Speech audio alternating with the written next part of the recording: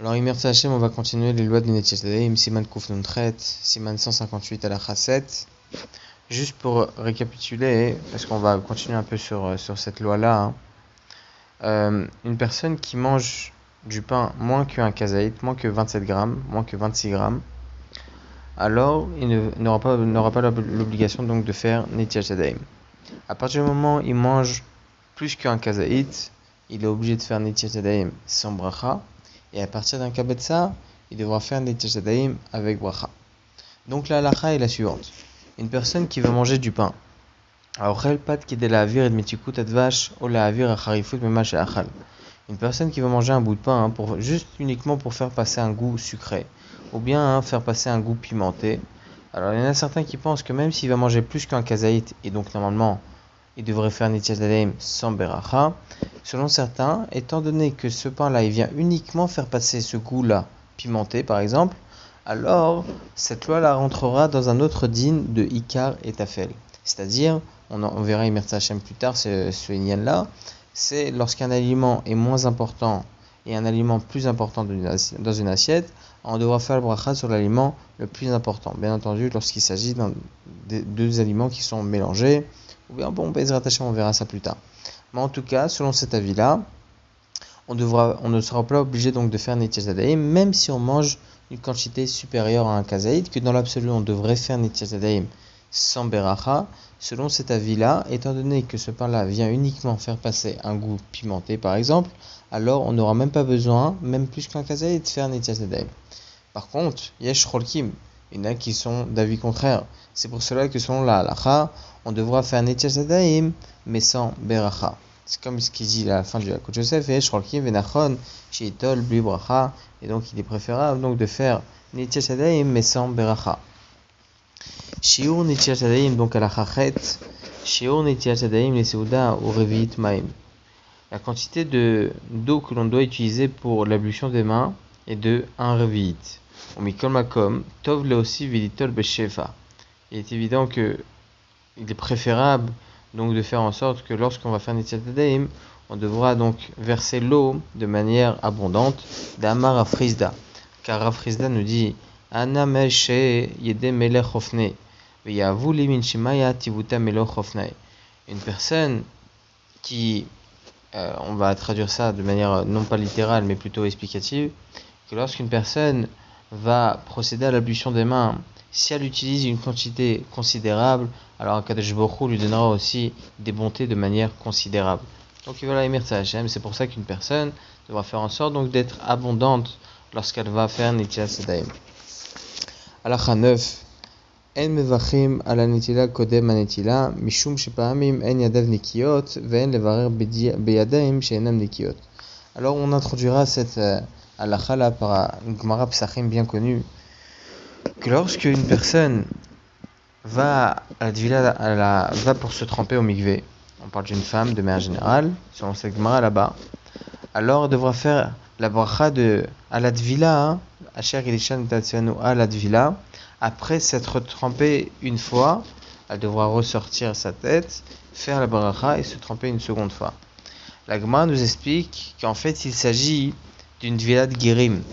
Lorsqu'une personne va pour se convertir, elle va donc au mikvé pour se purifier, mais avant même de faire la beracha, elle doit obligatoirement se tremper une fois, et ensuite ressortir sa tête, faire la beracha, et se tremper une seconde fois. Pour quelle raison ? Parce que cette personne-là, elle n'est pas encore juive. Comment il peut faire la bracha qu'Akadosh Baruch Hu nous a ordonné ? Pas possible que Akadosh Baruch Hu ait ordonné à un non-juif donc de faire la tvila. C'est pour cela donc il doit se tremper, donc se purifier, devenir juif, faire la beracha et ensuite se retremper une seconde fois. Selon les Ashkenazim, même les femmes doivent se comporter de la sorte, même si elles ne sont pas converties, bien entendu, toutes les femmes qui vont dans des bains rituels. Par contre, pour les Sfaradim, une femme doit faire la bracha avant. Pour quelle raison ? Parce qu'on a le din que la bracha, on doit la faire avant chaque misva, au ver le asiyatan. Lorsqu'on va manger une pomme, on doit faire la bracha avant de manger la pomme. On ne fera pas la bracha après avoir mangé la pomme. Bien sûr, on a la bracha charona, mais la bracha rishona, on doit la faire avant de manger la pomme. La même chose pour la hadlakat nerot, on doit faire la bracha et ensuite allumer les bougies de Shabbat. La même chose pour la tvila. Une femme doit faire la beracha et ensuite aller se tremper. Bon, pour les Ashkenazim, si pour d'autres raisons, on ne rentrera pas dedans. Mais ici, la même chose. Pourquoi, lorsque je vais pour procéder à l'ablution des mains, pourquoi ne devrais-je pas faire d'abord et ensuite procéder à l'ablution des mains? Alors la raison à cela est rapportée ici. On ne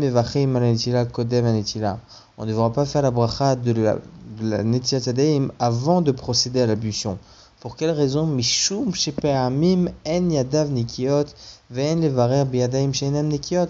Parce que tout simplement, il est possible que ces mains-là ne soient pas propres, ne soient pas assez pures pour pouvoir faire la bracha de netilat yadayim avant l'ablution des mains. C'est pour cela, velachen minagenu pashut levarer chala netila kodem aniguv. C'est pour cela que la bracha doit être faite avant de s'essuyer les mains.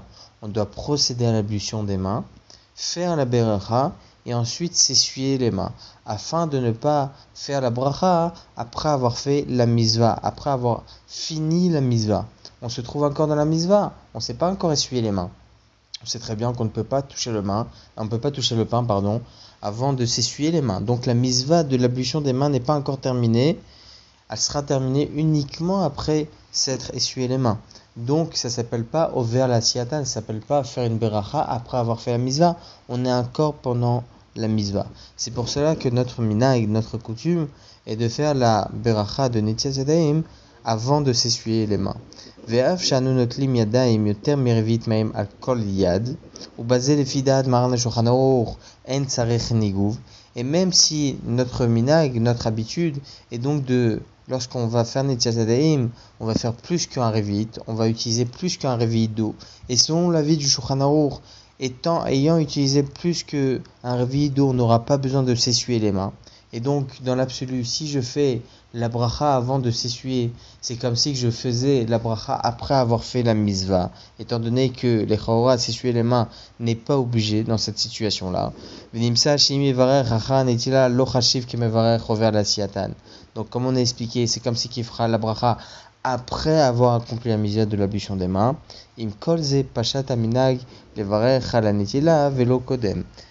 Quand bien même le minag, il reste le même, la coutume reste la même si on utilise plus qu'un revi'it d'eau pour netilat yadayim, on fera la bracha avant de s'essuyer les mains et non pas avant l'ablution des mains. Chazak ou baruch.